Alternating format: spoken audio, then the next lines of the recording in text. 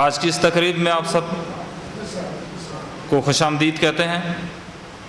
معزز و محترم سامعین، اسٹیج پر جلوہ گر علماء کرام، سماجی و سیاسی شخصیات، جمعیت علماء اسلام پاکستان کے کارکن، کرسچن و ہندو و سکھ برادری، آپ سب کو دل کی گہرائیوں اور نیک تمناؤں کے ساتھ السلام علیکم پیش کرتا ہوں۔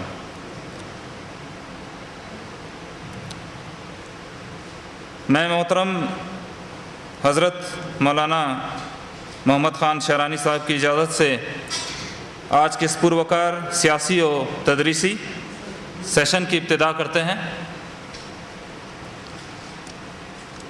سب سے پہلے پروگرام کے آغاز میں تلاوت قرآن پاک کے لیے میں دعوت دینا چاہوں گا جناب مولوی فضل الرحمان صاحب۔ اعوذ باللہ من الشیطان الرجیم، بسم اللہ الرحمن الرحیم۔ أأنتم أشد خلقا أم السماء بناها رفع سمكها فسواها وأغطش ليلها وأخرج ضحاها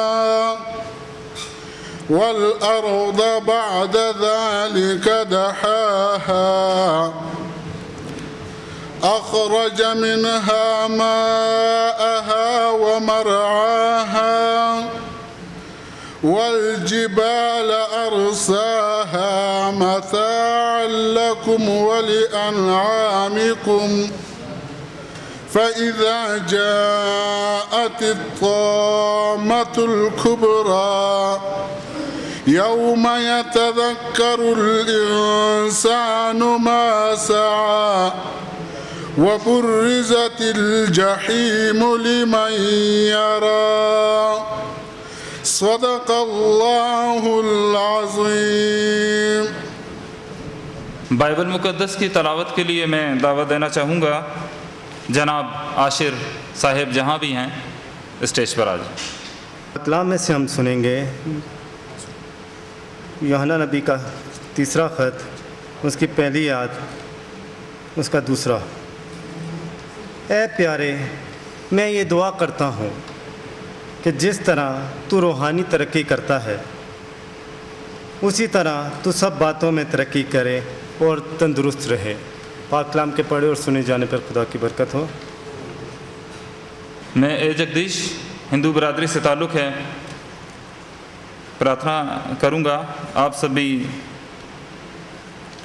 اللہ کے حضور اپنے مستک جھکا کر ان کا نام لیں۔ اوم بھوربھا سوا تت سویتورنیم بھرگو دیوسیہ دھیمہی دھیو یو نہ پرچودیات۔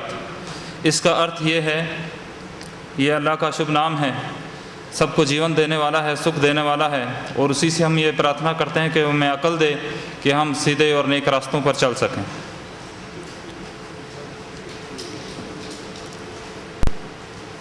ابھی میں پروگرام کو باقاعدہ آغاز کرتے ہوئے سب سے پہلے بائبل کے میسج کے لیے جناب بشپ اسٹیفن کیسر صاحب کو بلانا چاہوں گا۔ مسیح یسوع کے عظیم جلالی پرفضل نام میں آپ سب کی سلامتی چاہتا ہوں۔ کلام خدا کے اندر لکھا کیا ہی بھلا ہے کہ بھائی بھام مل کر بیٹھے۔ یہاں مل جانا، ہمارا اکٹھا ہونا، یہ خدا کے منصوبے کے اندر ہے تاکہ ہم مل کر بھلائی کے تعلق سے اور بہتر تعلق سے ہم سوچ و بچار کر سکیں۔ آج کی تلاوت جو ہمارے پیارے بھائی عاشر نے کی، اس تلاوت کے اندر ایک بڑی بات تھی کہ جس طرح سے تو روحانی ترقی کر رہا ہے اسی طرح سے تو سب باتوں میں ترقی کرے۔ خدا کے پلان، خدا کے منصوبے کے اندر یہ بات شامل ہے کہ میں اور آپ، ہم سب خدا کے منصوبے کے تحت ہر طرح سے ترقی کریں۔ روحانی ترقی گو خدا ہماری چاہتا ہے کہ ہم روح میں بڑھتے چلے جائیں اور خدا کے جلال کا وسیلہ بن جائیں۔ کلام خدا میں سے آج میں آپ کے سامنے صرف چند منٹ آپ کے لوں گا۔ مجھے بتائے کہ بہت زیادہ قیمتی وقت ہے اور ہمارے بہت سے مہمانوں نے خدا کے کلام کے ساتھ ساتھ بہت ساری باتوں کو ہمارے لوگوں تک پہنچانا ہے۔ کلام خدا کے اندر میں ایک واعظ کو جو پہاڑی واعظ کہلاتا ہے، یعنی ماؤنٹن سرمن، یعنی وہ انجیل کا پیغام جو آسمان کی بادشاہی کے لیے خدا نے جس پر زور دیا اور آسمان کی بادشاہی کی جانب ہماری توجہ مبذول کروائی۔ یہاں متی رسول چونکہ اس کے بارے میں لکھا جاتا ہے کہ وہ ایک یہودی بیک گراؤنڈ تھی اس کی، اور وہ خدا کا نام جو ہے وہ حالانکہ یہ آسمان کی بادشاہی کے بجائے خدا کی بادشاہی ہے، لیکن چونکہ خدا کی بادشاہی وہ خدا کا نام نہیں لے سکتے، وہ سمجھتے کہ ہم اس اہل نہیں کہ ہم خدا کا نام لے سکیں، لیکن چونکہ خدا کا منصوبہ یہ ہے کہ وہ آسمان کی بادشاہی کو اس زمین پر قائم کرے۔ وہ یسوع چونکہ آسمان سے آیا تھا اور اس نے 3.5 سال کے عرصہ میں انجیل کی خوشخبری سنائی اور کبھی زمین کی بات نہیں کی بلکہ آسمان کی بات کی۔ چونکہ مجھے اور آپ کو زبور 90 کے اندر یہ دعوت ہے کہ اے بنی آدم لوٹا، جب وہ آسمان کا خدا جو ہے وہ میری اور آپ کی ہم سب کی ترقی چاہتا ہے، تاکہ میں آپ ہم سب ترقی کریں روحانی اور جسمانی طور سے، دونوں طرح سے۔ وہ نہیں چاہتا کہ میں بے کس مجبور نظر آؤں یا آپ ایسے نظر آئے، وہ چاہتا ہے کہ آپ کی ترقی ہو اور آپ آگے بڑھتے چلے جائیں۔ آج کا اکٹھ جو ہے اس کا مقصد بھی یہی ہے کہ ہمارے لوگ جو مولانا شرانی صاحب ہے محترم، ان کی بدولت میں تو آج ان کو ہمارے گریگری صاحب جوائن کریں گے۔ جب جوائن کریں گے تو مقصد دونوں کا ایک ہی ہے، اور مقصد یہ ہے کہ ہماری اقلیت، ہمارے لوگ، ہمارے مقدسین جو لوگ ہیں اس دنیا پر قائم ہیں وہ ترقی کریں، اور خدا کی بھی مرضی یہی ہے کہ زمین پر رہنے والے خود پہلے روحانی طور سے ترقی کریں اور پھر جسمانی طور سے ان کی ترقی ہو، اور اس طرح سے خدا ان کے نام کو جلال ملے۔ خدا آپ سب کو برکت دے اور آپ کے ساتھ ہو، خدا آپ کے ساتھ ہو، آمین۔ آج کی اس تقریب میں سب سے پہلے میں اظہار خیال کے لیے دعوت دینا چاہوں گا، آپ سب تالیوں میں ان کا سواگت کیجیے گا، جناب امیش کمار ایڈوکیٹ، کہ وہ منچ پر تشریف لائیں اور اپنے اظہار خیال کریں۔ میں اپنے قائد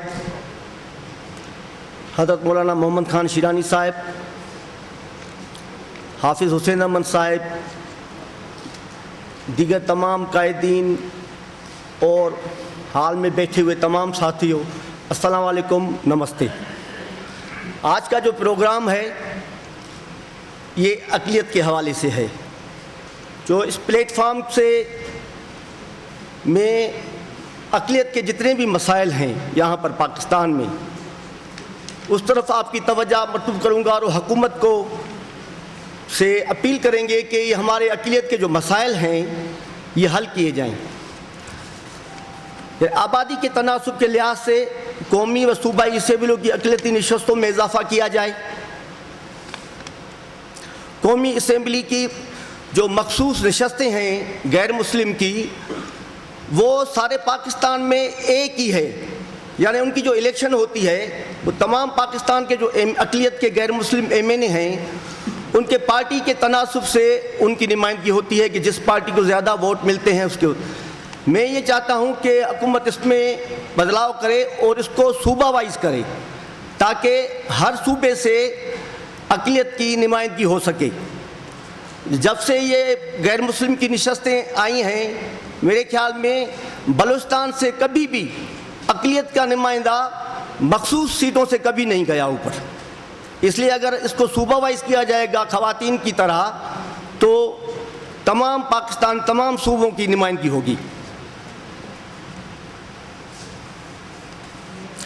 اور یہ جو شراب خانے ہیں یہ اقلیت کے نام سے دیے جاتے ہیں۔ ہم ہندو اور کرسچن میں کہیں بھی شراب حلال نہیں ہے۔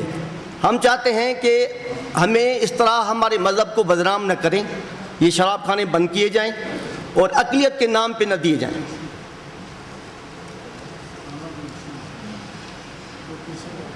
سرکاری ملازمتوں میں 5% کوٹا ہے، اس کو 10% کوٹا کیا جائے، اس کو اقلیت کو دینے کو یقینی بنایا جائے۔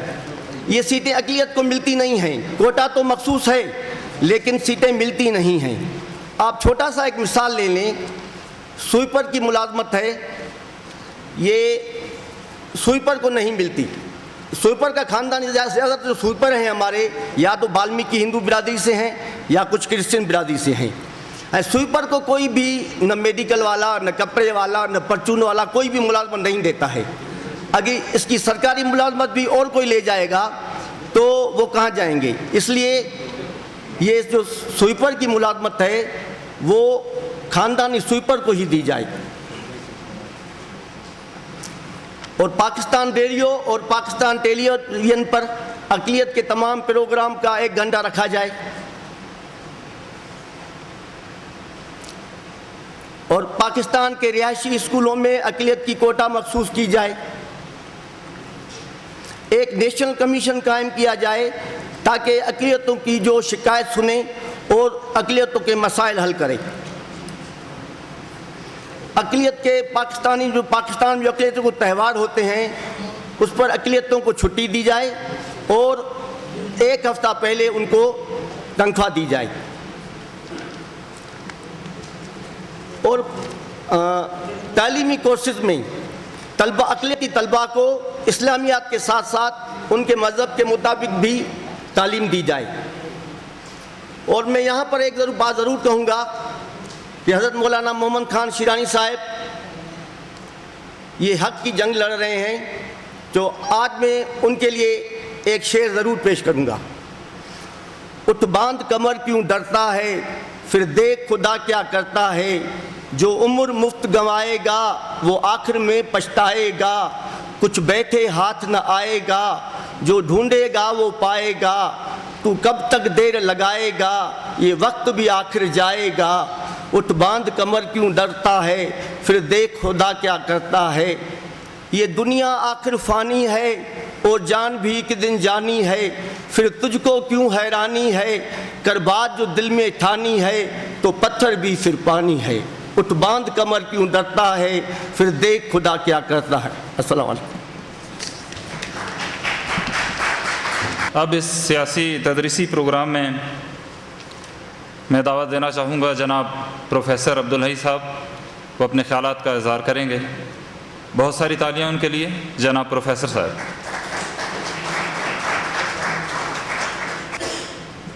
بسم اللہ الرحمن الرحیم. جناب محترم ہمارے عظیم قائد مولانا شیرانی صاحب اور جناب ہمارے پاکستان کے ممتاز عظیم لیڈر جناب حافظ حسین احمد صاحب اور باقی معززین کرام اور اقلیتی بھائیوں، اس قلت کی وجہ سے ٹائم کی بھی کمی ہے اور مجھ جیسا بندہ ایسے عظیم قائدین کے سامنے کچھ باتیں کریں تو میرے خیال میں سورج کو انگلی سے چھپانے کی کوشش ہے. اس لیے میں زیادہ وقت نہیں لیتا ہوں. میں معذرت خواہ ہوں. شکریہ. السلام علیکم. اقلیتی برادری میں مختلف عہدے ہوتے ہیں جن میں چودھری صاحبان بھی ہوتے ہیں اور ان میں سب سے بڑا عہدہ جو ہے وہ بریگیڈ چودھری کا ہوتا ہے. تو میں جناب بریگیڈ چودھری جاوید علا رکھا صاحب سے گزارش کروں گا کہ وہ اسٹیج پر تشریف لائیں اور اپنے خیالات کا اظہار کریں. ہماری قوم کے فخر عامر پیٹر صاحب اور ہمارے آج کے خاص مہمان جناب گریگری انوسینٹ صاحب اور تمام معزز مہمان، آپ سب کی میں مسیح یسوع میں سلامتی چاہتا ہوں. السلام علیکم سب کو. آج کے پروگرام کے حوالے سے میں صرف یہ کہنا چاہتا ہوں کہ میں چودھری صاحبان جو میرے ساتھ سارے ہیں ان کی طرف سے، اپنے تمام علاقہ کی طرف سے آج کی بھرپور حمایت اپنے بھائی گریگری انوسینٹ صاحب کو کرتا ہوں اور امید رکھتا ہوں کہ دوسرے جو ان سے پہلے جو ہمارے قوم کے سربراہ رہے ہیں ان کی طرح نہ ہوں. جیسے کہ ایجوکیشن میں انہوں نے لوگوں کی خدمت کر کے لوگوں کو اچھی پوسٹوں پہ پہنچایا، ان کی خدمات کو ہم سراہتے ہوئے ان کو خراج تحسین پیش کرتا ہوں اور آگے کے لیے پر امید ہوں کہ خداوند نے اور زیادہ اس پارٹی کے حوالے سے ایک اچھی قیادت ہمیں جو آج مل رہی ہے، ان سے بھی میں یہ توقع کروں گا کہ ہماری اقلیت پہ اپنا ہاتھ رکھیں اور ہمارے جو وقتاً فوقتاً ہمارے جو مسائل ہوتے ہیں ان کو حل کرنے کی طرف ہمیں راغب لے کے جائیں، تاکہ ہماری قوم کے جو جوان آج اچھے پڑھے لکھے ہیں وہ صرف پڑھ لکھ تو گئے ہیں، لیکن اس بے روزگاری کے دور میں ان کے والدین، وہ بچے خود یہاں تک پریشان ہیں کہ وہ ان پریشانیوں کو لے کر بہت بڑے آگے قدم اٹھانے پہ مجبور ہو رہے ہیں۔ لہٰذا اس پارٹی کے توسط سے میں امید رکھتا ہوں کہ ہماری قوم کو وہ اٹھائیں گے اور ہمارے نوجوان جو پریشان ہو کر نشوں کی حالت میں جا رہے ہیں ان کی سیفٹی کریں گے اور ان کو ایک اچھا معیار دیں گے۔ ہم پر امید ہیں اور آئندہ بھی ہر وقت گریگری صاحب جب ہمیں بلائیں گے ہم ان کے ساتھ کھڑے ہیں۔ والسلام۔ اللہ تعالیٰ نے ہم سب کو بہت ہی پیارا وطن پاکستان دیا، جو کہ نعمتوں سے مالا مال ہے۔ اس میں ہر پرکار کے اناج ہیں، پھل ہیں، سبزیاں ہیں، چاروں ہی طرح کے موسم یہاں پر ہیں۔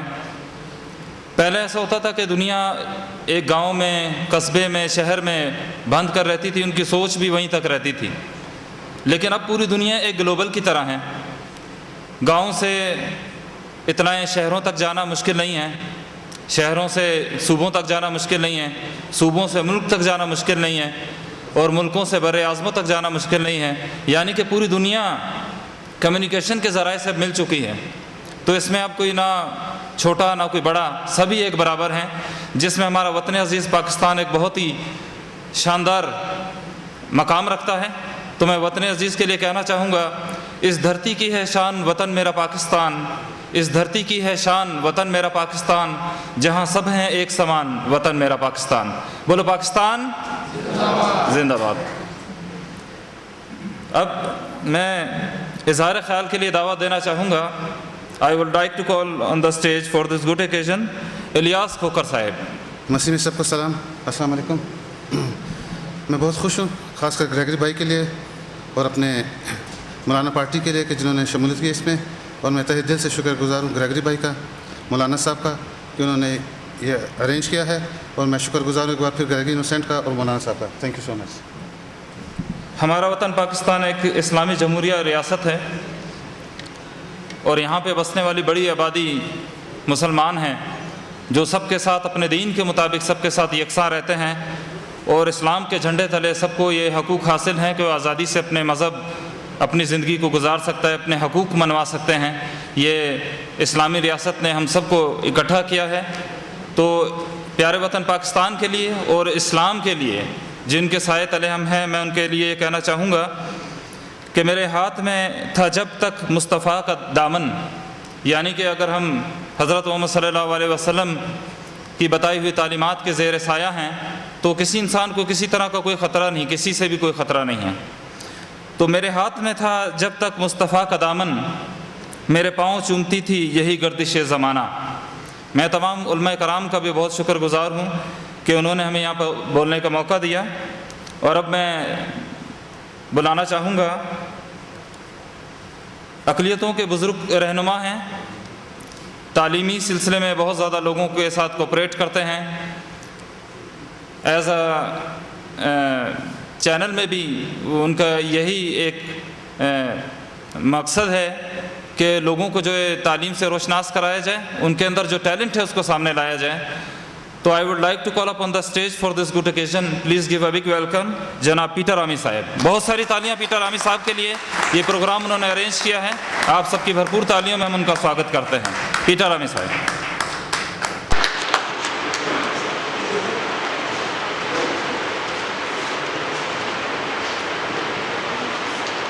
نہایتی محترم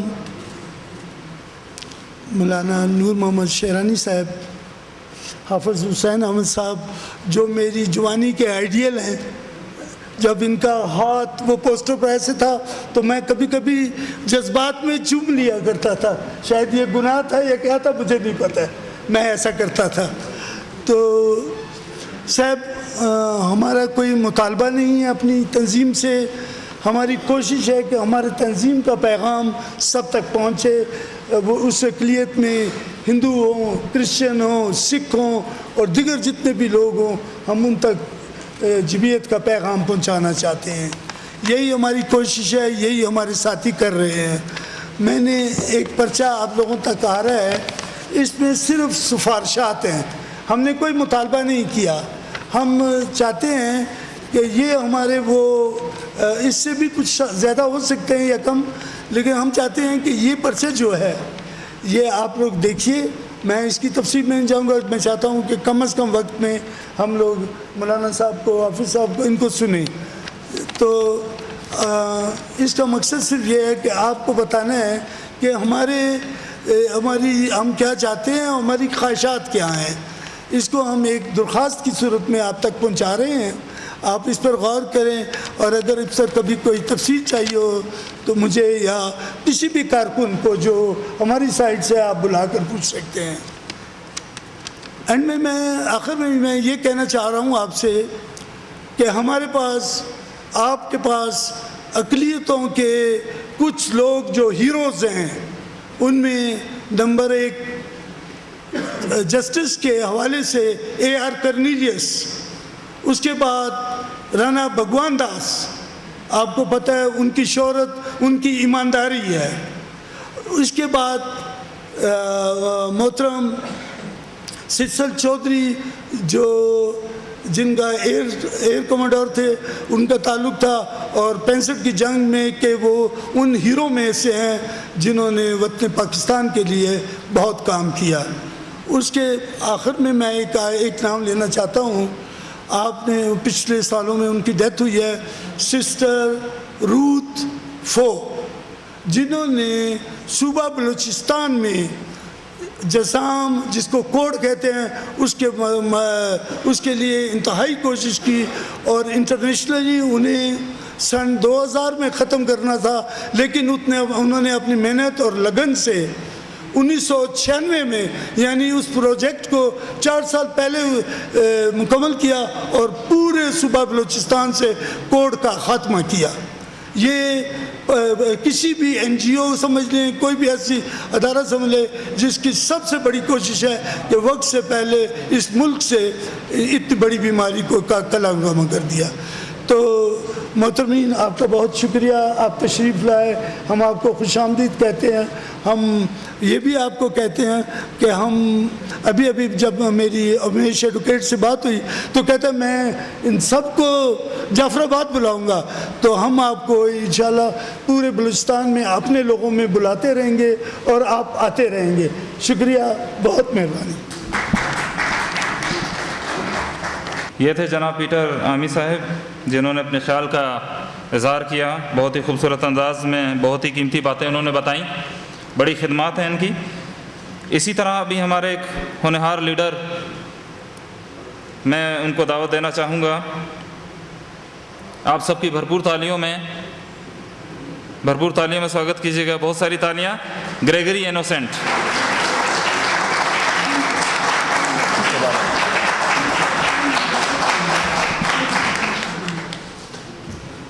عزت مآب حضرت مولانا نور محمد شیرانی صاحب, حافظ حسین احمد صاحب, جمعیت علماء اسلام پاکستان, السلام علیکم.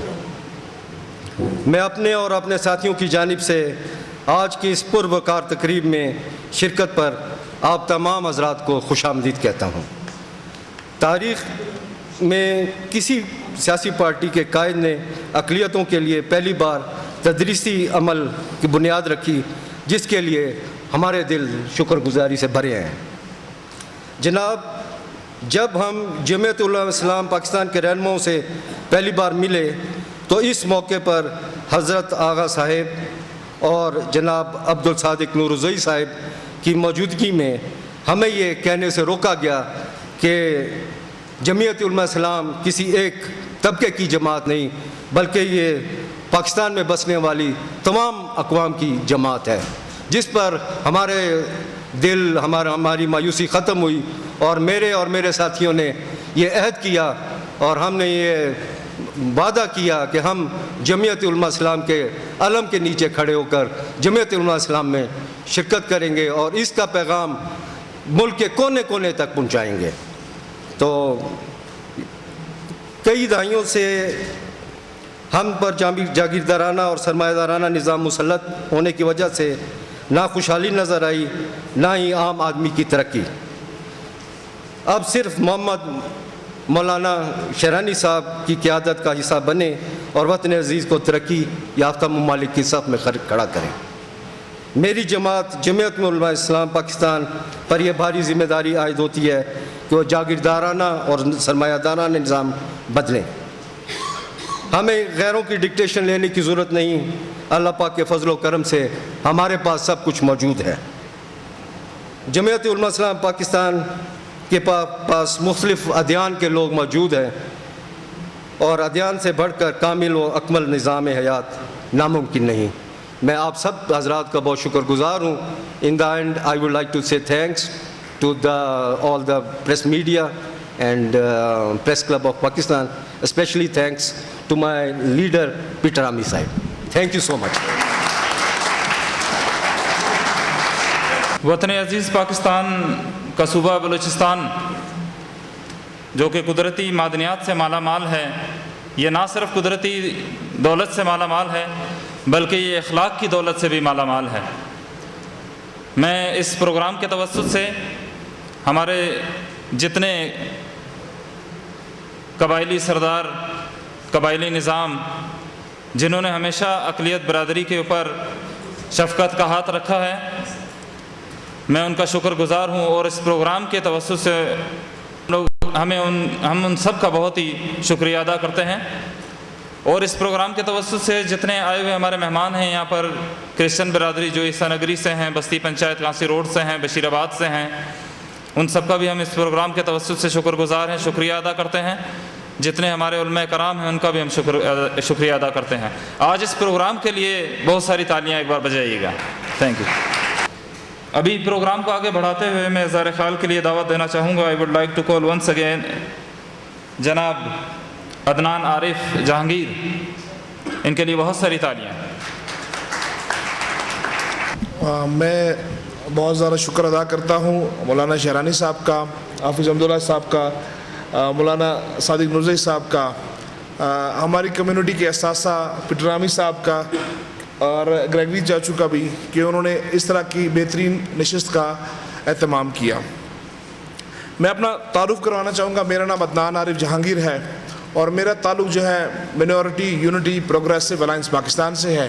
ہم نے ایک ایسی ایسوسیشن، ایسی جماعت کا قیام کیا ہے جس میں اقلیت نہ صرف مذہبی بنیاد پہ بلکہ تمام معاشرے کی تمام اقلیتیں یہاں پر اکٹھی ہیں، جہاں پر ہم تمام اقلیتوں کی ایک سیاسی اور ایک سماجی تربیت کرنے کے لیے ایک پلیٹ فارم ہم نے بنایا ہے، اور اس کی ایک اس کا شاخسانہ گریگری چاچو بھی ہے جو کہ ایک ایسی جماعت میں گئے ہیں جو پورے پاکستان میں لوگوں کو لیڈ کرے گی اور ایک پل کا کردار ادا کریں گے، جو کہ ابہام پایا جاتا ہے کہ جو مذہبی جماعتیں ہیں ان سے کسی قسم کا خطرہ ہے ہماری اقلیتوں کو، تو ان کا ایک بہت بڑا سٹیپ ہے جس کے لیے انہوں نے پارٹی میں شمولیت بھی کی ہے، اور ہم تمام اقلیتیں، اس میں ہندو برادری، اس میں کرسچن برادری، اس میں ہماری سکھ برادری، اس میں اور مذاہب کے لوگ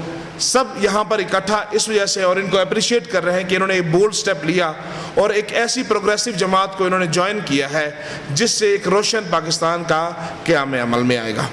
اور میں شکر ادا کرتا ہوں جناب صدر کا کہ انہوں نے یہ ہماری اقلیتوں کو عزت بخشی ہے کہ آج وہ ہمارے درمیان میں موجود ہیں۔ ہم کچھ کور ایشوز پہ کام کر رہے ہیں جن کا احاطہ ہمارے ایڈوکیٹ صاحب نے بھی کیا ہے اور کچھ ہمارے بزرگ محترم پیٹر عامی صاحب نے بھی کیا ہے۔ ہم اپنے حاضرین کے سامنے کچھ ایسے اپنی گزارشات رکھنا چاہتے ہیں جن سے ہم گزشتہ 70 سالوں سے پس رہے ہیں۔ ہمارے بزرگوں کا خون اسی مٹی سے ہے، ہم کسی باہر ملک سے امپورٹ ہو کر نہیں آئے، تو ہمارے جو مسائل ہیں وہ ایسے ہی ہیں۔ میں خاص کر کے اپریشیٹ کروں گا جمعیت علماء پاکستان کو کہ انہوں نے ہمیشہ اقلیتوں کے لیے بڑھ چڑھ کے کام کیا ہے اور ایک ایسی پازیٹیو امیج دی ہے جو کہ پورے پاکستان میں کہیں نہیں نظر آتی. بلوچستان میں جو سیاسی سماجی ایک اقدار ہیں، بلوچ پشتون روایت ہے، ان کو ہمیشہ انہوں نے سنہرے حروف میں لکھوایا جائے گا. میں خاص کر کے شکر ادا کرتا ہوں اپنے بزرگ سیاستدان پیٹر رامی صاحب کا اور گریگری جا چکا کہ انہوں نے ہماری سیاسی تربیت کے لیے آج یہ سارا اجتماع کیا ہے. تو ہم ان کے ساتھ ہیں، ہمارا جہاں ان کو تعاون ہوگا ہم بحیثیت تمام اقلیتوں کے ان کے ساتھ کھڑے ہوں گے. Thank you very much. اب اس سیاسی تدریس پروگرام میں دعوت دینا چاہوں گا، بھرپور تالیوں میں استقبال کیجیے گا جناب حاجی عبدالصادق نورزئی صاحب. بہت ساری تالیاں ان کے لیے، بہت ہی منفرد کردار، بہت ہی اچھی سوچ کے مالک ہیں. بہت ساری تالیاں. Thank you.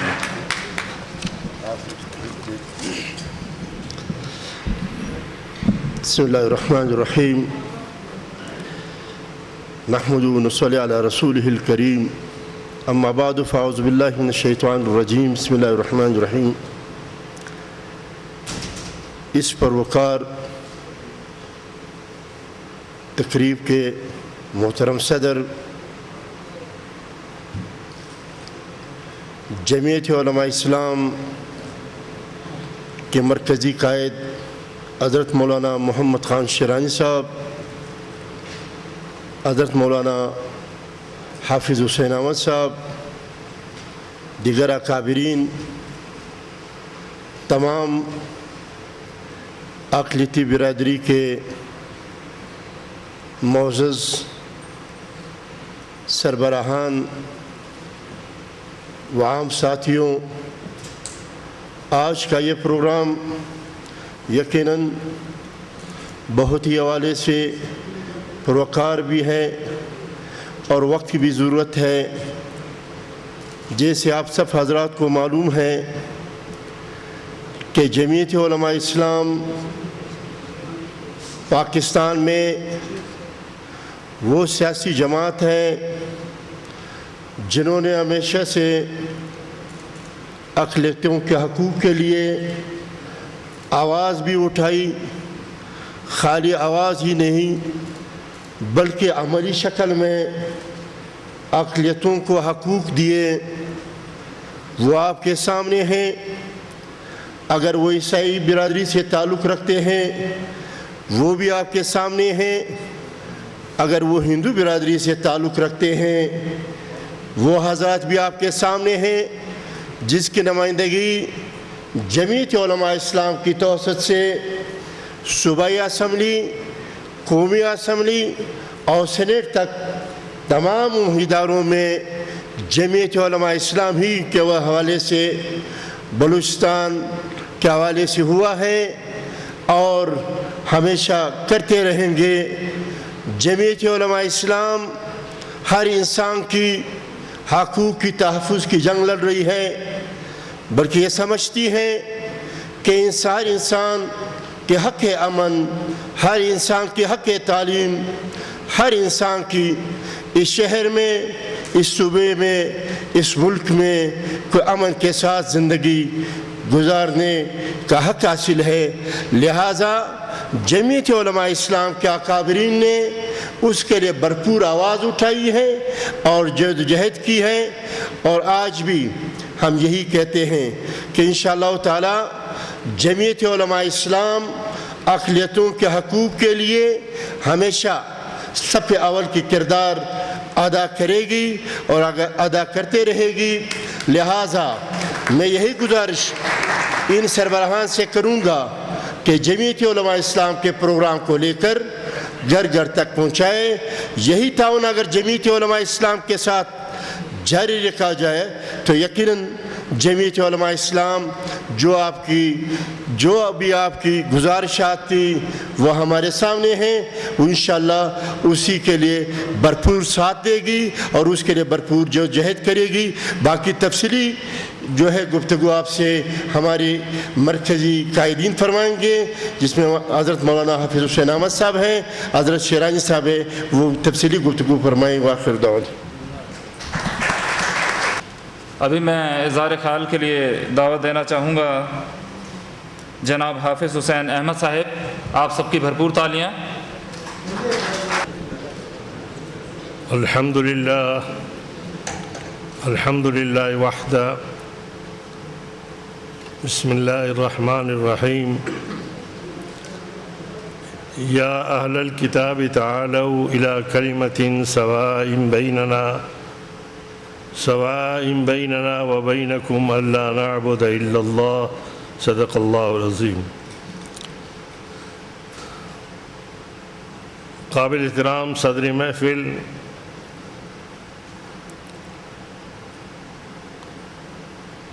ہمارے بلوچستان کے اقلیتی رہنماؤں،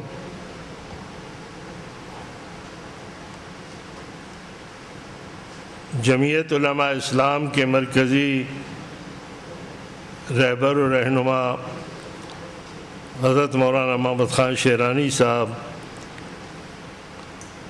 اور ان کے دیگر رفقاء،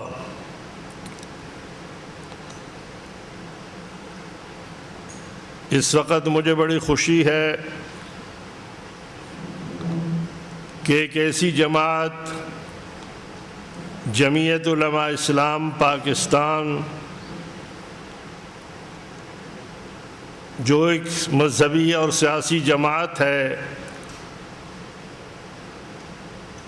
اس مذہبی اور سیاسی جماعت پہ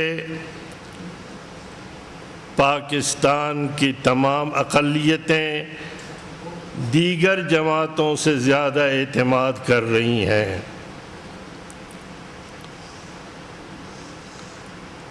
ماضی میں مولوی کو تنگ نظر کہا جاتا تھا اور ایک پروپیگنڈا کی جاتی تھی، لیکن جمعیت علماء اسلام نے یہ ثابت کیا کہ جو اپنے آپ کو پاکستان کے اندر لبرل کہتے ہیں، اقلیتوں کی بات کرتے ہیں، کبھی کبھار جا کر ایک دو موم بتیاں وہاں جلاتے ہیں، وہ آئیں میدان میں، اور یہ گز اور میدان میں نام لے کر کہتا ہوں کہ پیپلز پارٹی کے کتنی نشستیں ہیں قومی اسمبلی میں،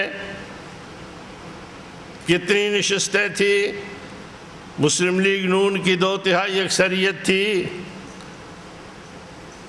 ANP کی تھی، لیکن جمعیت علماء اسلام کی قومی اسمبلی، سینٹ اور صوبائی اسمبلی میں چند نشستیں تھی، لیکن ایک ریکارڈ ہے اور اسے میں چیلنج کرتا ہوں کہ ہمارا ریشو سب سے زیادہ تھا۔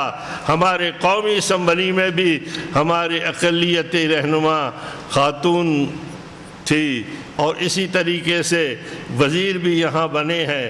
ہمارے 12-13 ممبران کے مقابلے میں اگر 5, 6, 7, 8 آدمی اکثریت تھی، ANP کی تھی، لیکن جمعیت علماء اسلام کی قومی اسمبلی، سینٹ اور صوبائی اسمبلی میں چند نشستیں تھی، لیکن ایک ریکارڈ ہے اور اسے میں چیلنج کرتا ہوں کہ ہمارا ریشو سب سے زیادہ تھا۔ ہمارے قومی اسمبلی میں بھی ہمارے اقلیت رہنما خاتون تھی، ہے، اور اسی طریقے سے وزیر بھی یہاں بنے ہیں۔ ہمارے 12-13 ممبران کے مقابلے میں اگر 5, 6, 7, 8 آدمی اسمبلی کے رکن بنے ہیں، تو جنہوں نے 150-200 نشستیں لی تھی ان کو تو چاہیے تھا کہ 60-70 کم از کم جمع کرا دیتے۔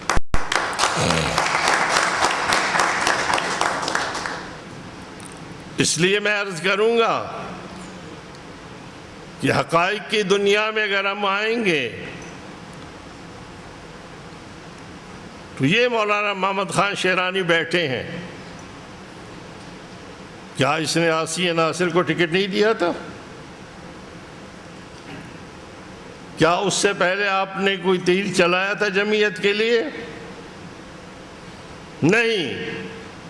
ایک بار ٹکٹ دیا گیا، دوسری بار دیا گیا، پرکاش کو دیا گیا، تمام ہمارے اقلیتی جو برادری تھی اس کو جمعیت علماء اسلام نے اس انداز میں نوازا کہ آج میں اس پوزیشن میں ہوں جمعیت کے ایک رکن کی حیثیت سے کہ میں چیلنج کرتا ہوں کہ جتنے سیٹیں ہماری ہیں اس کے مقابلے میں جتنے لوگ ہم نے اسمبلی میں پہنچائے تم نے اس کا عشر عشیر بھی نہیں پہنچایا.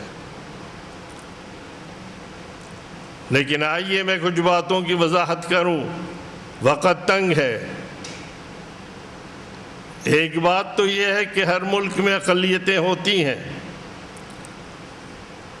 برطانیہ میں اقلیت ہے مسلمان، فرانس میں ہیں، امریکہ میں ہیں.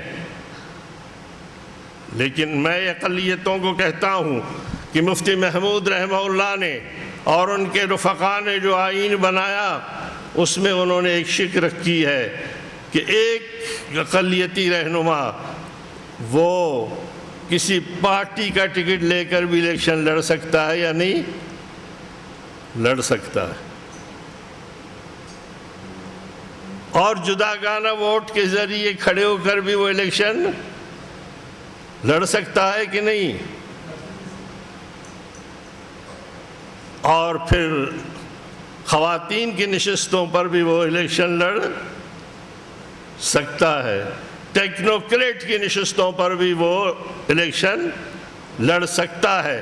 آئیے میں کھڑا ہوں، کسی سے بھی جا کر پوچھیں کہ پوری دنیا میں کوئی ایسا ملک نہیں ہے کہ جس نے اپنی اقلیتوں کو 4 آپشن دیے ہیں اسمبلی میں پہنچنے کے لیے.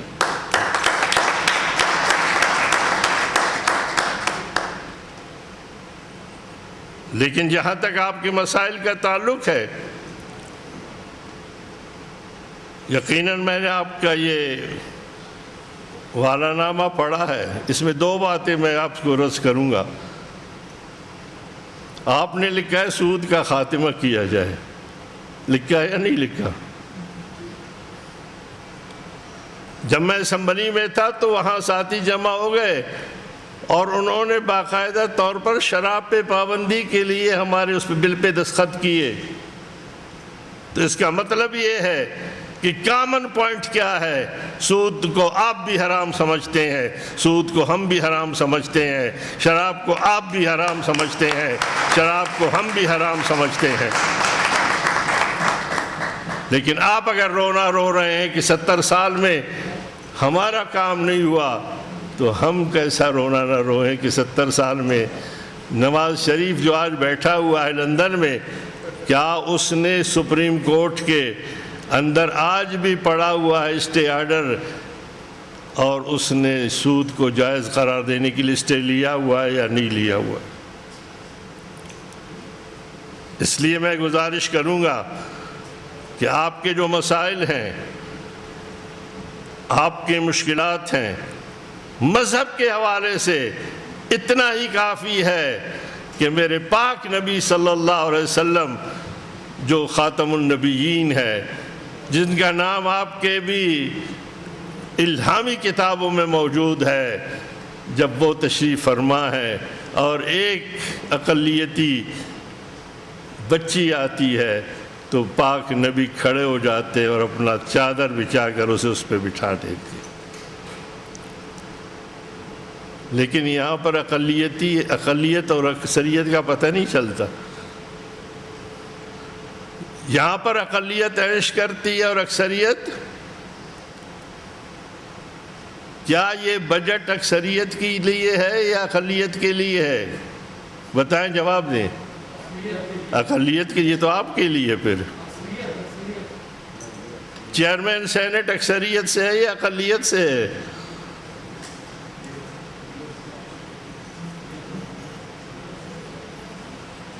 یہ جام کمال صاحب اکثریت سے ہے کہ اقلیت سے ہے؟ اکثریت سے. شیرانی صاحب تشریف لے گئے کہ بھائی یہ بجلی گھر تھانے میں، بھائی جگہ ہی ان کی وہی ہے. میں تو تجویز دیتا ہوں کہ جام صاحب بھی اپنے ساتھی لے کر بیٹھ جائے. جس وزیر اعلیٰ کو میڈیا کے سامنے یہ کہتے ہوئے خیال نہیں آیا، شرم نہیں آئی کہ بجٹ پاس کرنے کے 1.5 گھنٹے پہلے تک ہمیں پتہ نہیں تھا کہ بجٹ کیا ہے، وہ اقلیتی بجٹ ہے یا؟ اس لیے میں گزارش کروں گا کہ جمعیت علماء اسلام میں ایثار ہے، جمعیت علماء اسلام میں وہ تمام تر طبقات کے لیے نرم گوشہ ہے، اور انشاءاللہ تعالی وقت آنے پر جب ہمارے پاس اقتدار ہوگا، آپ کے مسائل کے حل کے حوالے سے جب ہمارے پاس قوت ہوگی، جب ہمارے پاس اس کو تبدیل کرنے کے لیے آئینی اس کے تقاضے پورے ہوں گے، تو انشاءاللہ تعالی ہم آگے بڑھیں گے۔ میں اپنے ان دوستوں کو، بھائیوں کو اور تمام آپ کی جماعت کو جنہوں نے ہم پہ اعتماد کیا ہے، میں ان کا خیر مقدم کرتا ہوں، اور ہماری کوشش ہوگی انشاءاللہ ہم پہلے سے بھی زیادہ آپ کی اعتماد پہ جو ہے پورا اتریں۔ اللہ تعالیٰ مجھے اور آپ کو عمل کی توفیق عطا فرمائے۔ یہ تھے جناب حافظ حسین احمد صاحب، جنہوں نے اپنے مشاہدات، تجربات کو بہت ہی خوبصورت الفاظ دیے۔ میں چاہوں گا کہ ان کے لیے ایک بار پرزور تالیاں۔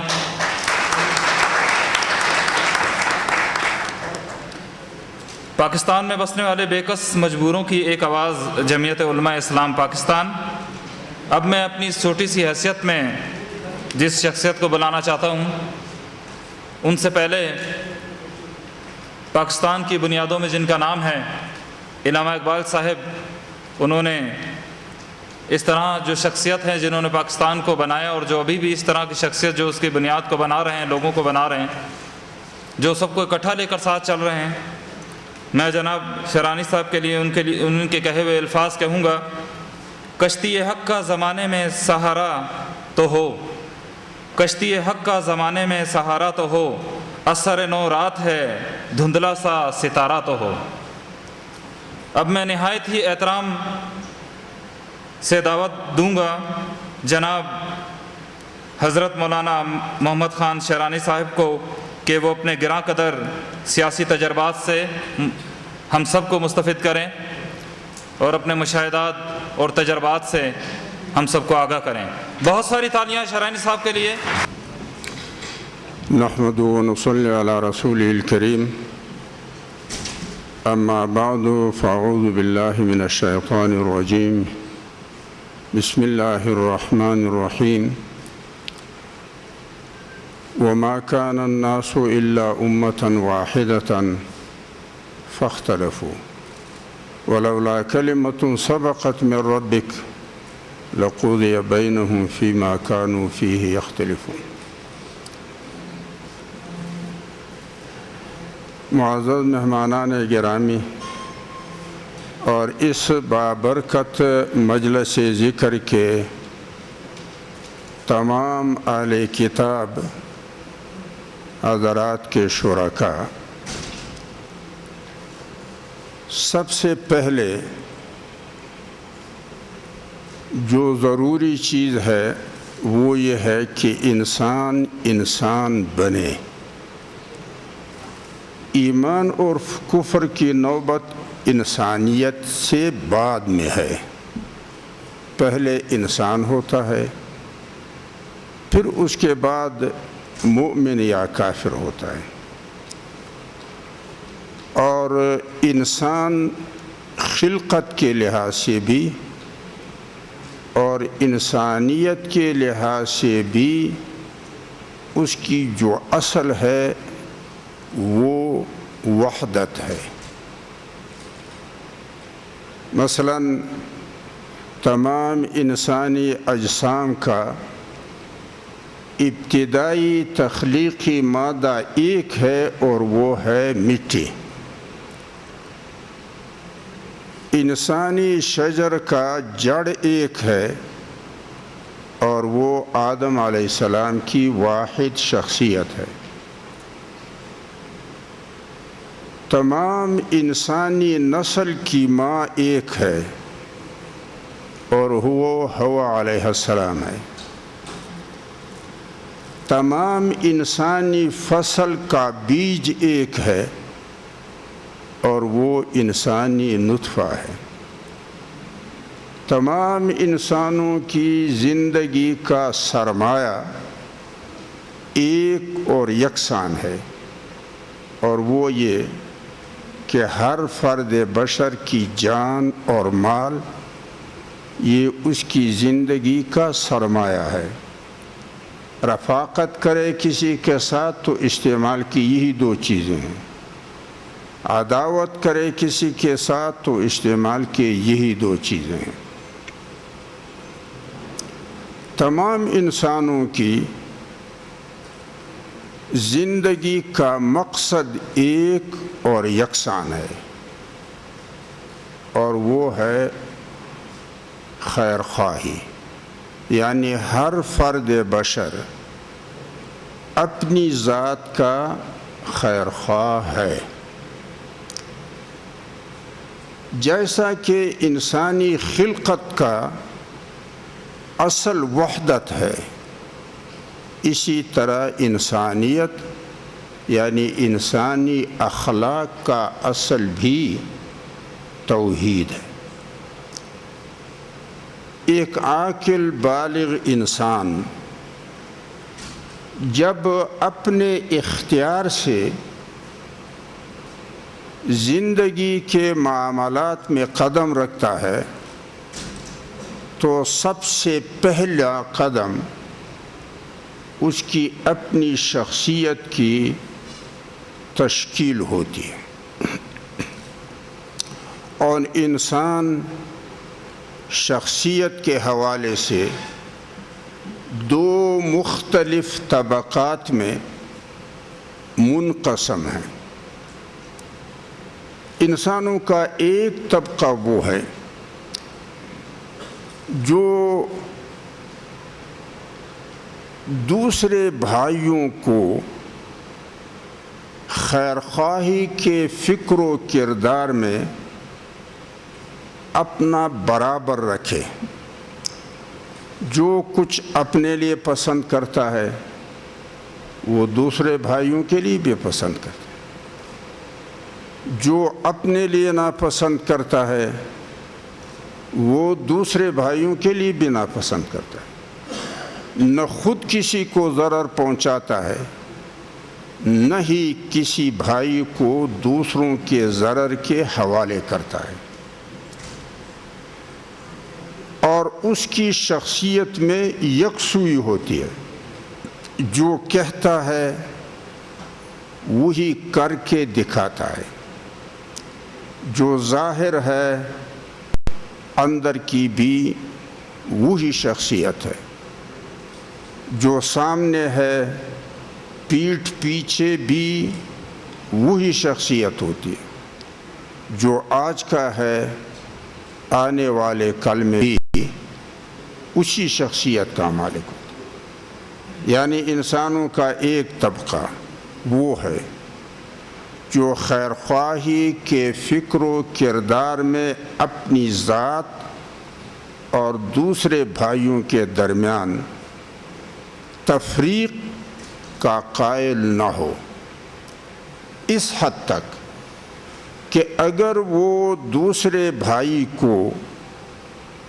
اپنا ہم پلہ بنائے خیر خواہی کے فکر و کردار میں تو اس عمل سے اس کو ذاتی طور پہ نقصان پہنچتا ہے، تو وہ اپنے ذاتی نقصان کو یا اپنے والدین کے نقصان کو یا اپنے اقربا کے نقصان کو برداشت کرتا ہے، لیکن خیر خواہی کے فکر و کردار میں اپنے آپ اور دوسروں کے درمیان تفریق کا قائل نہیں ہوتا ہے۔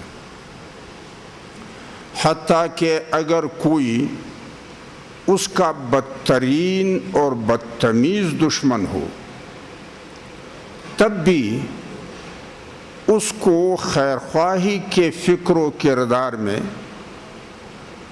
اپنا ہم پلہ رکھا کرتا ہے، اس لیے کہ خود غرضی کا मुकाबला खुद गर्जी से करना ऐसा है जैसा कि ज़ख़म का इलाज मज़ीद ज़ख़म से आप करें, और ख़ुद गर्जी का इलाज खैर ख्वाही से करना ऐसा है जैसा कि ज़ख़म में पर मरहम पट्टी हो।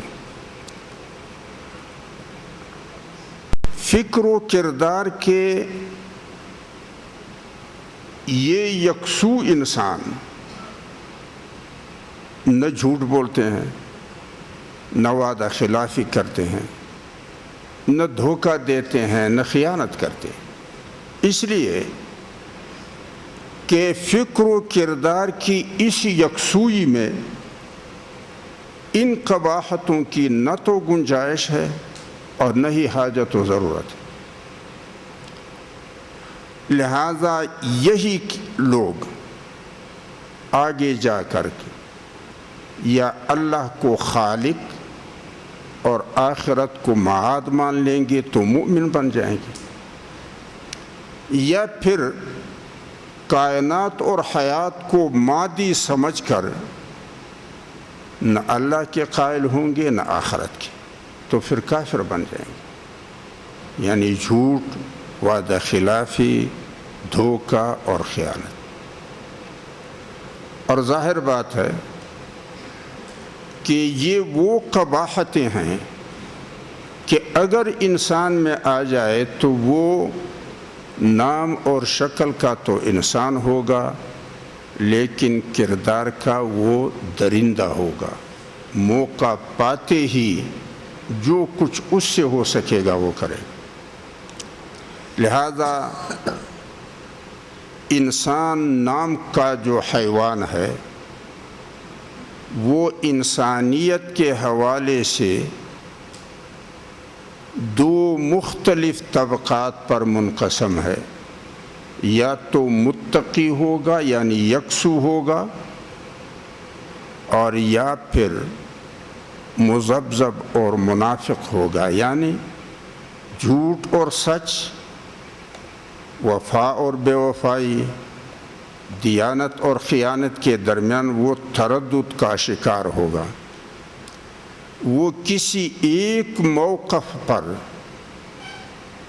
जम कर किरदार अदा नहीं करेगा, बल्कि लम्हा बलम्हा वो अदलता बदलता रहेगा। इसको अरबी इस्तिलाह में ज़ालीन कहते हैं, यानी जिनकी ज़िंदगी का कोई मुख्तस मुतअय्यन मौक़िफ़ सिरे से नहीं होता है।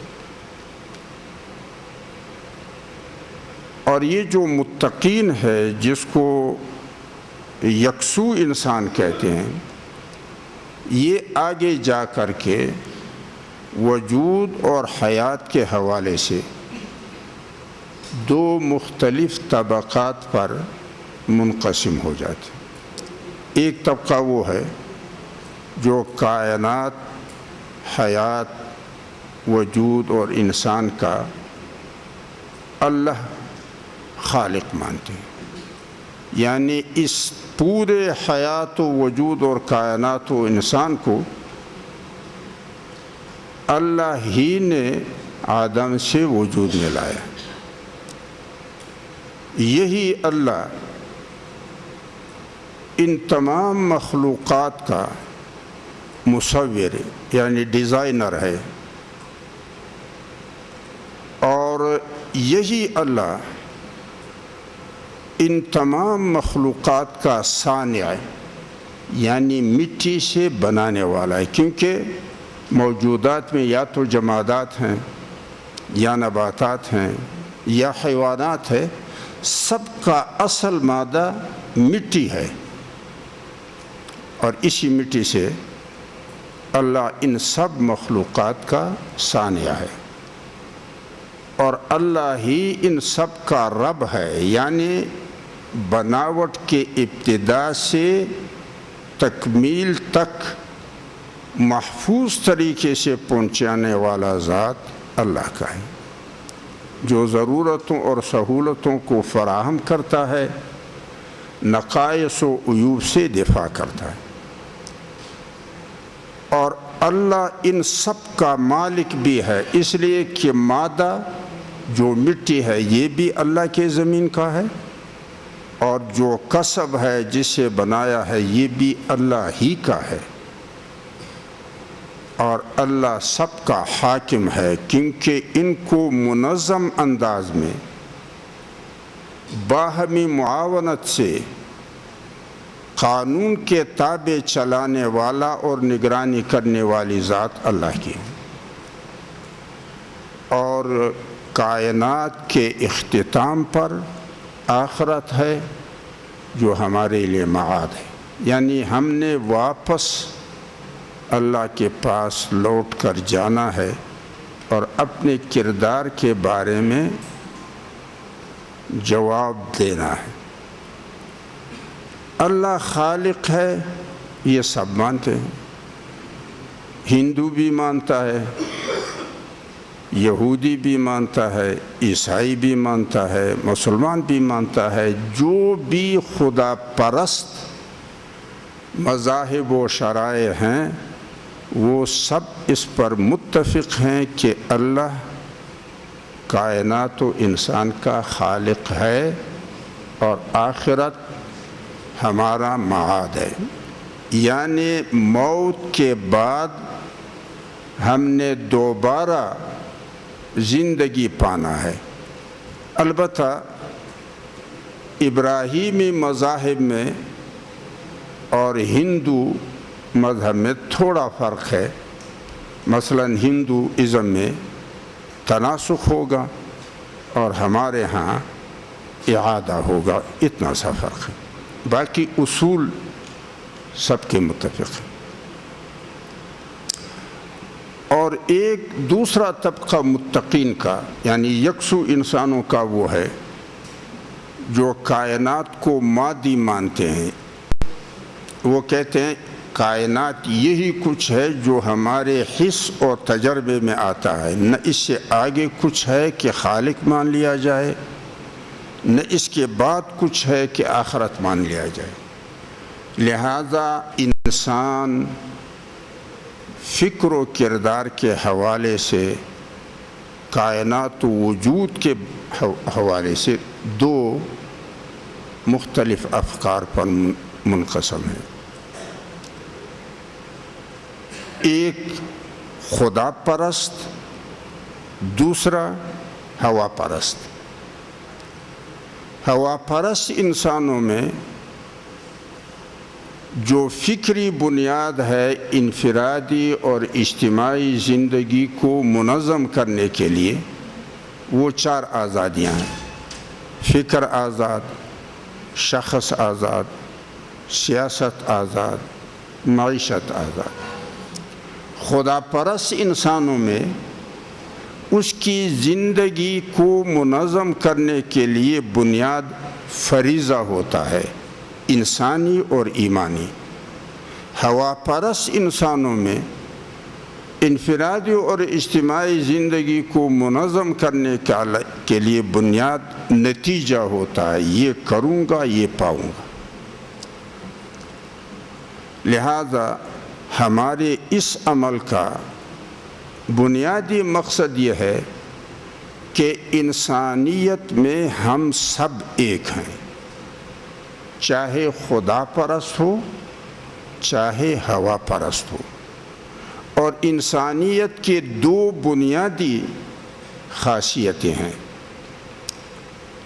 تقوی یعنی جھوٹ، وعدہ خلافی، دھوکہ اور خیانت سے زندگی کے تمام کرداروں اور مشاغل میں پرہیز کرنا، اور خیرخواہی کے فکر و کردار کو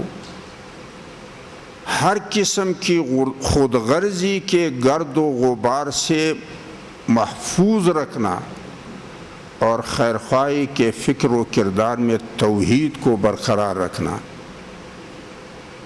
اور دوسرا یہ کہ اپنے لیے خیر کے انتخاب میں ہر فرد آزاد ہے، کسی قسم کا کوئی جبر اور اکراہ اس پر نہیں کیا جائے۔ لہذا آزادی اور توحید یہ دو بنیادی انسانی خاصیتیں ہیں۔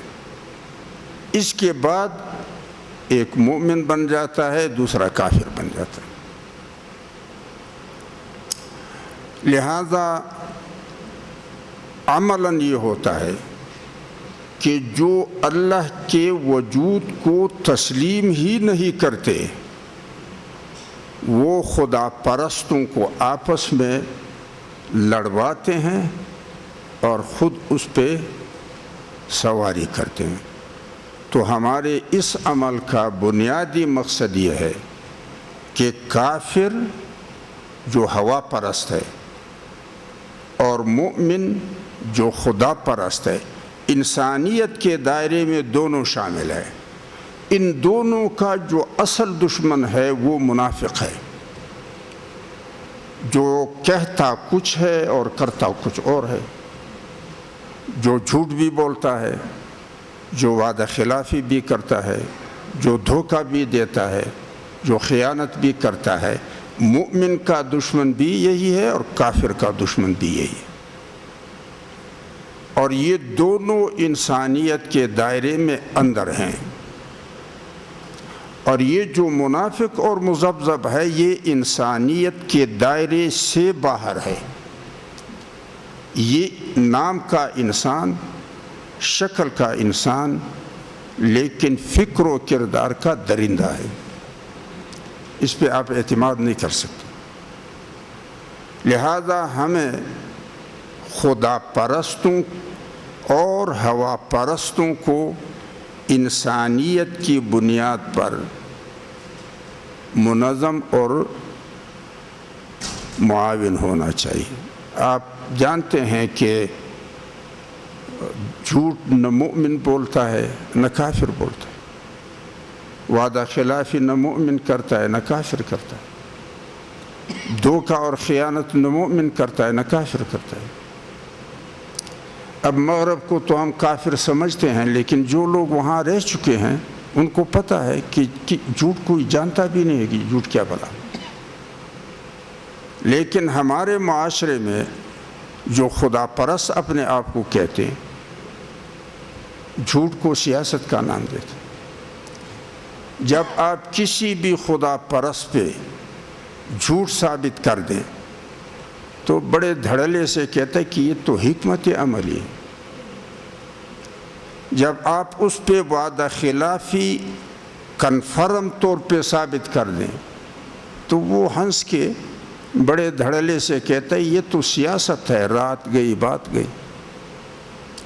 جب آپ اس پہ دھوکہ اور خیانت ثابت کریں تو نہ شرماتا ہے نہ خدا کا خوف اس کے پاس ہے، بڑے دھڑلے سے کہتے یہ تو مصلحت وقت ہے۔ تو جس قوم کا جھوٹ حکمت عملی ہو، وعدہ خلافی سیاست کا نام دیا جائے، دھوکہ اور خیانت مصلحت وقت ہو تو اس کا بیڑا غرق نہیں ہوگا۔ تو ایک تو ہمیں یہ جاننا چاہیے کہ انسانیت میں مومن اور کافر یعنی خدا پرست اور ہوا پرست اس انسانیت کے دائرے میں دونوں شامل ہیں۔ البتہ کافر مومن نہیں ہے، لیکن جو مذبذب اور منافق ہے وہ انسانیت کے دائرے ہی سے خارج ہے۔ ایمان اور کفر تو ایک دوسرا مرحلہ ہے۔ ایک تو یہ ہمیں سمجھنا چاہیے۔ دوسری بات یہ کہ ہمارے کانوں میں جو ڈالا گیا ہے کہ اقلیت و اکثریت، اس کو بھی ہمیں سمجھنا چاہیے کہ اقلیت اور اکثریت کی اصطلاح دو مواقع میں استعمال کی جاتی ہے۔ ایک شماریات میں،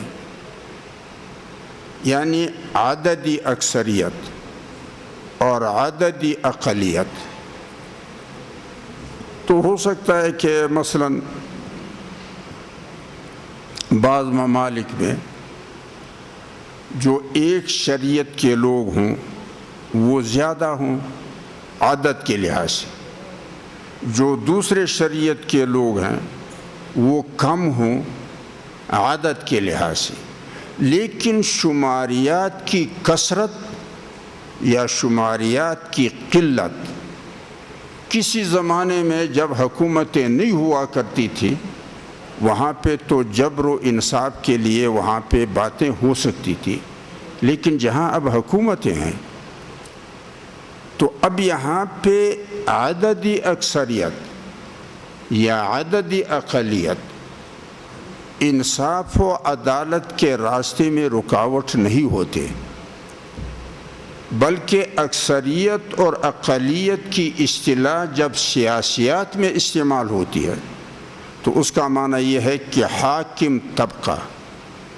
اس کو اکثریت کا نام دیا جاتا ہے، محکوم طبقہ اس کو اقلیت کا نام دیا جاتا ہے۔ ہمارے جیسے ممالک میں خدا پرست طبقہ چاہے جس بھی شریعت کا ہو وہ اقلیت میں، اور جو دوسرے لوگ ہیں یا اس کو آپ ہوا پرست کہیں یا مذبذب کہیں، یہ حاکم ہوتے ہیں۔ تو سیاسی میدان میں خدا پرست، محکوم، ہوا پرست یا مذبذب یہ حاکم ہے۔ لہذا مشکل خدا پرست ممالک میں منافق کی وجہ سے ہے اور ہوا پرست ممالک میں ہوا پرست طبقے سے، جیسا کہ ابھی حافظ صاحب نے بھی فرمایا اور آپ حضرات نے بھی، سود کسی بھی شریعت میں جائز نہیں ہے۔ میں نہیں سمجھتا ہوں ہندو علماء یہاں ہیں یا نہیں ہیں، امیش تو ہے میرے خیال میں، پتہ نہیں اس کو اپنے مذہب کے بارے میں کتنا علم ہے۔ میرے دانش کے مطابق ہندو مذہب میں سود حرام ہے۔ اگر مجھے یاد پڑتا ہو تو شاید جو ان کا نچلا طبقہ ہے شودر، اس پر 2% یا مجھے کوئی پورا پتہ نہیں ہے، لیکن اصولی طور پر ہندو شریعت میں سود حرام ہے۔ اسی طرح توریت میں، انجیل میں، بائبل میں سود حرام ہے، قرآن کریم میں سود حرام ہے، شراب حرام ہے، ہندو مذہب میں حرام ہے، یہودی، عیسائی، مسلمان، خدا پرست شرائع جتنے بھی ہیں، سود حرام معیشت میں، شراب حرام ہے پینے کے اشیاء میں، لیکن پاکستان جیسے ممالک میں سود کے لیے بھی مذہبی کسی شریعت کو جواز بناتے ہیں اور شراب کے لیے بھی خدا پرست شریعت کو جواز بناتے ہیں، حالانکہ ضرورت ان کی ہوتی ہے اور تولیہ ہم خدا پرستوں سے بناتے ہیں۔ قومی اسمبلی میں بھی اور سینٹ میں بھی ہندو اور عیسائی نمائندگان نے مل کے ایک آئینی ترمیم پیش کی کہ ہمارے شرائع میں شراب حرام ہے۔ آئین کے آرٹیکل میں جو اقلیتوں کی مذہبی تہواروں کے لیے شراب کے جواز کا جو شق ہے یہ اس کو حذف کیا جائے۔ لا اینڈ جسٹس کمیٹی میں میں خود بھی تھا۔ مسلمان جو قرآن پر ایمان رکھتے ان کی اکثریت نے اس ترمیم کو مسرد کیا۔ اب آپ بتائیں کہ جتنے ہم خدا پرست ہیں وہ سارے کے سارے اقلیت میں ہیں اور یہ مذبذب اور منافق جو ہیں وہ ہم پہ حاکم۔ تو اس لیے اقلیت اور اکثریت کی جو اصطلاح یوں استعمال کی جاتی ہے کہ عدد جس کا زیادہ ہو وہ ظالم ہوتا ہے، عدد جس کا کم ہوتا ہے وہ مظلوم ہوتا ہے، ایسا نہیں ہے، بلکہ جو حاکم ہوتا ہے حقوق اس کے ہاتھوں تلف ہوتے ہیں، جو محکوم ہوتا ہے حقوق ان کے ضائع ہوتے ہیں۔ ہم جتنے بھی خدا پرست ہیں ہم سارے مظلوم ہیں۔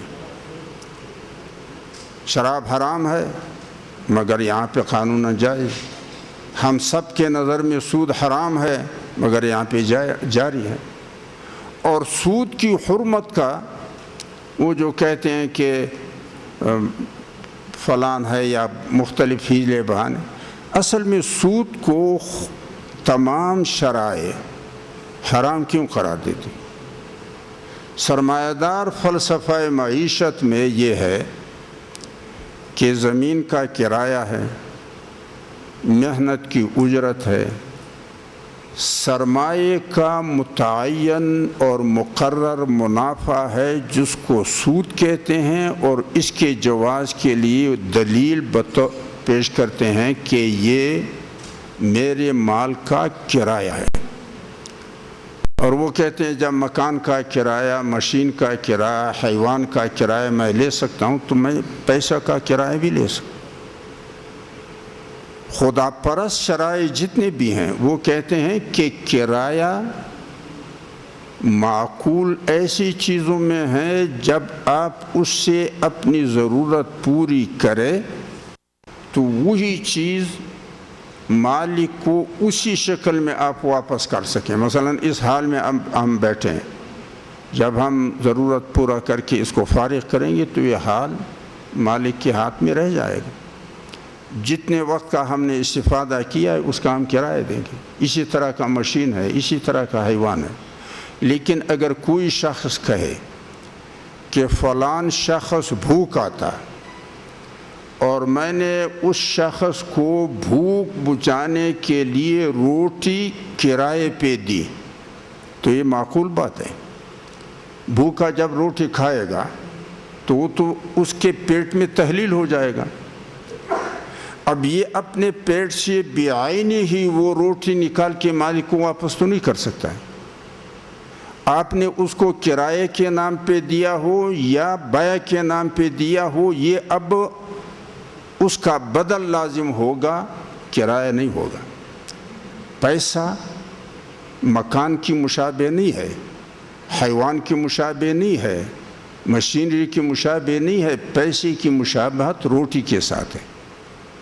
جب آپ کسی سے لیا ہوا پیسہ معیشت کے میدان میں پھینک دیتے ہیں، اب وہی پیسہ جو جس نے دیا تھا بعینی ہی معیشت کے میدان سے دوبارہ نکال کر آپ اس کو واپس نہیں کر سکتے۔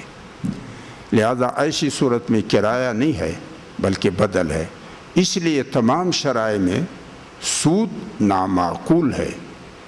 سرمایہ میں شراکت ہوگا، نفع اور نقصان میں۔ اسی طرح شراب کا ہے۔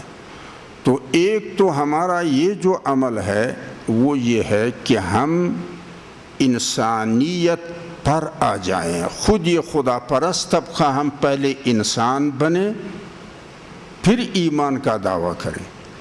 اب تو معاشرہ ایسا ہے کہ جتنے بھی خدا پرست ہیں وہ نہ مؤمن ہوتے ہیں اور نہ کافر ہوتے ہیں، بلکہ مذبذب ہوتے ہیں، جھوٹ بھی بولتے ہیں، وعدہ خلافی بھی کرتے ہیں، دھوکہ بھی دیتے ہیں، خیانت بھی کرتے ہیں۔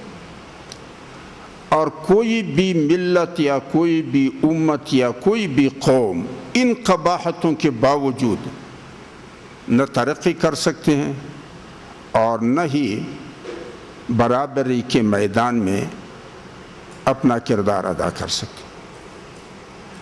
دوسری بات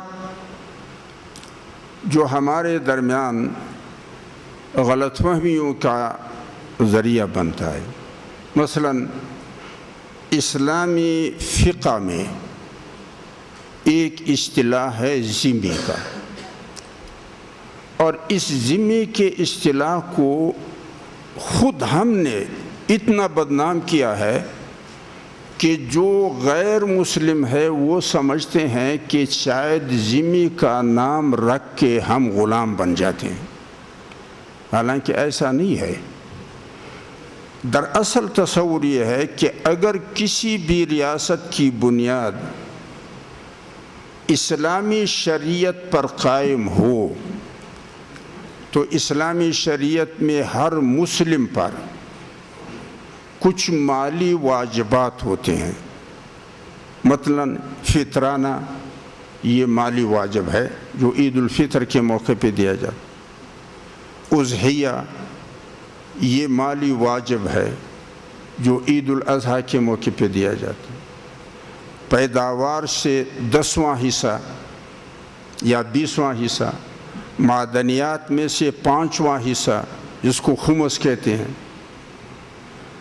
نقد مال میں سے 40واں حصہ سونے اور چاندی میں سے، اسی طرح حیوانات میں مقرر مالی واجب ہوتا ہے۔ لیکن اسلامی شریعت کے ماننے والوں سے بغیر جو دوسرے شرائع کے لوگ اگر اسلامی شریعت کے حاکمیت کے اندر ہوں گے تو ان پر اپنی شریعت کے مطابق اسلامی شرعی حکومت کو مالی واجبات ادا کرنے کا کوئی کانسیپٹ نہیں ہوتا ہے۔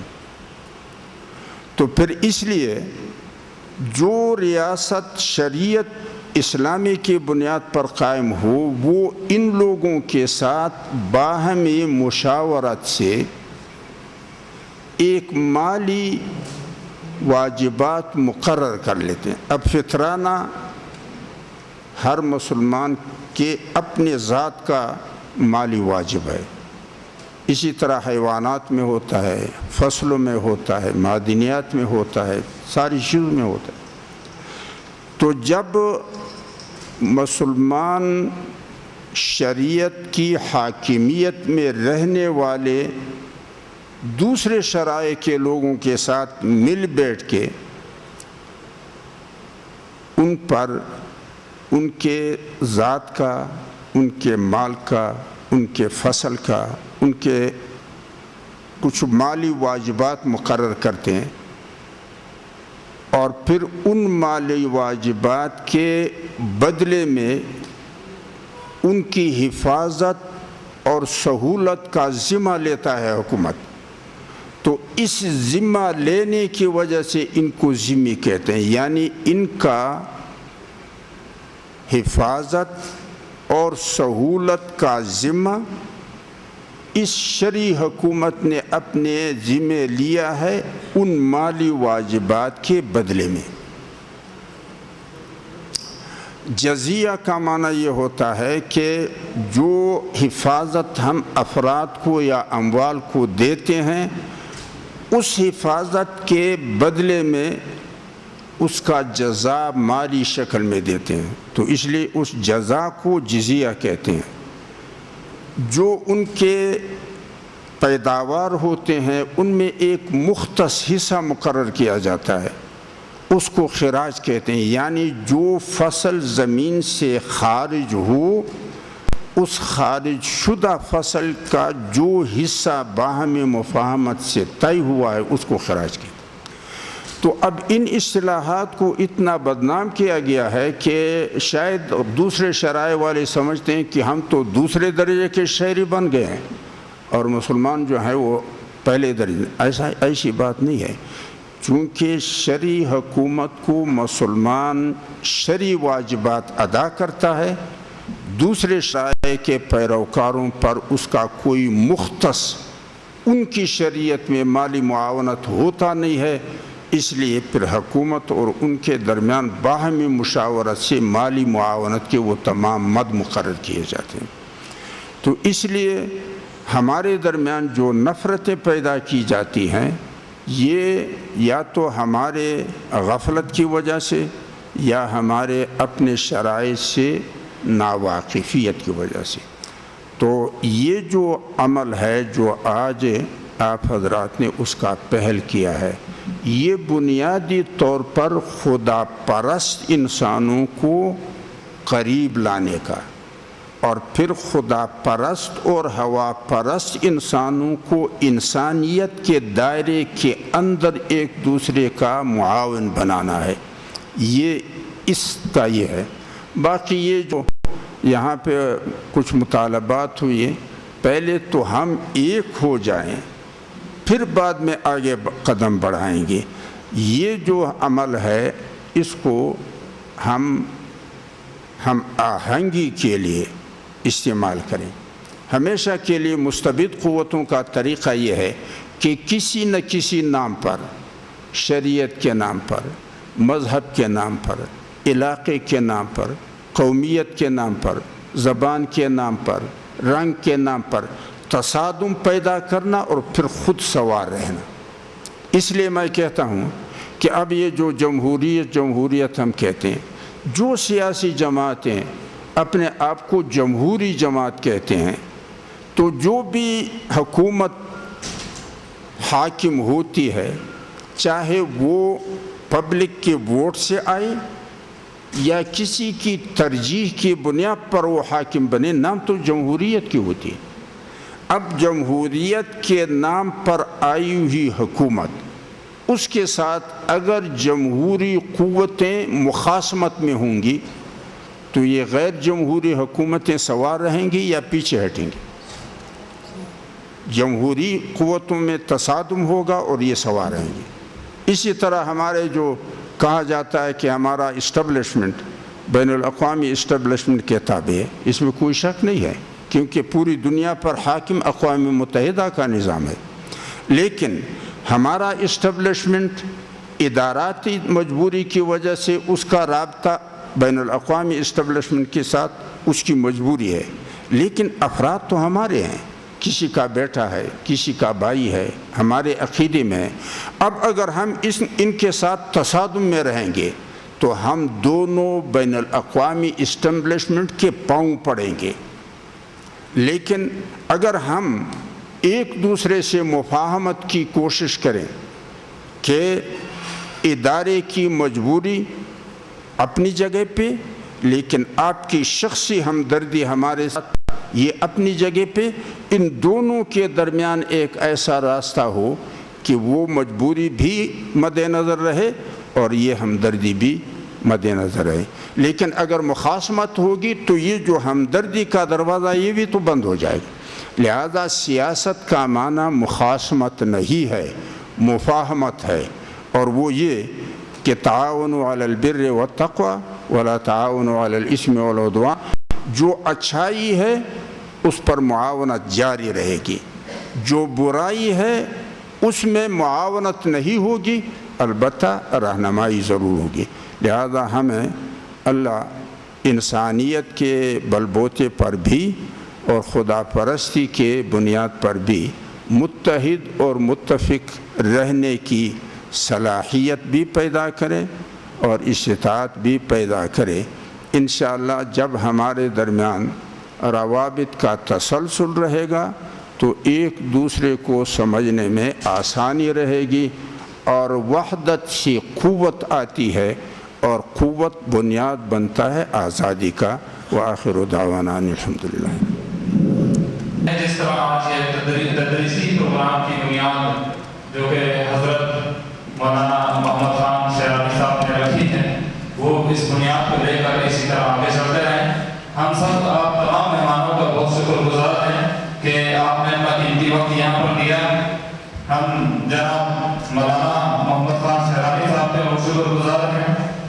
جمعیت علماء اسلام پاکستان کے شکر گزار ہیں کہ انہوں نے اس پروگرام کو رونق بخشی اور آپ نے سب نے مل کر اس پروگرام کو رونق بخشی اور اس کو فائدہ مل کر پہنچایا. پاکستان زندہ باد، بلوچستان فائدہ باد. بہت شکریہ. Thanks for this time. بہت شکریہ جناب. حضرت مولانا صاحب کہ آخر میں دعا کی جائے تو میں صرف کہوں گا آئے اور ہم سب دعا کریں، آپ کی خدمت کریں اور میں سر خدا کے حضور جھکائے. یہ عبادت کا یہ کہا گیا ہے، اس لیے دعا کریں گے. اپنے خدمت کریں، دعا کریں گے. खुदा हम तुझको पढ़ते यीशु के नाम से हम तेरा शुक्र अदा करते हो तूने आज शाम हमें इकट्ठा किया होगा हम आज की इस इकट्ठ के लिए सारे लोगों के लिए तेरा शुक्र अदा करते हैं सब कुछ के लिए तेरे बरकत चाहते हैं खुदा आज के ब्याह के लिए तेरे बंदा के लिए मौलाना शेरानी साहब के लिए खुदा तेरा शुक्र अदा करते हो हाफिज हुसैन अहमद तमाम मुसलमानों के लिए तेरा शुक्र अदा करते हो जिसे सब कुछ को खुदा आज कामयाबी और कामरानी के साथ हम बयान किया और सारे प्रोग्राम में तो हमारे साथ रहा हमें बरकत दी सलामती से पहुँचाया और सलामती से तो रुखसत कर रहे हैं बस सब बातों के लिए हम तेरी बरकत चाहते हैं यीशु मसीह के नाम में ये दुआ मांगते और पा लेते बख्श देना आमीन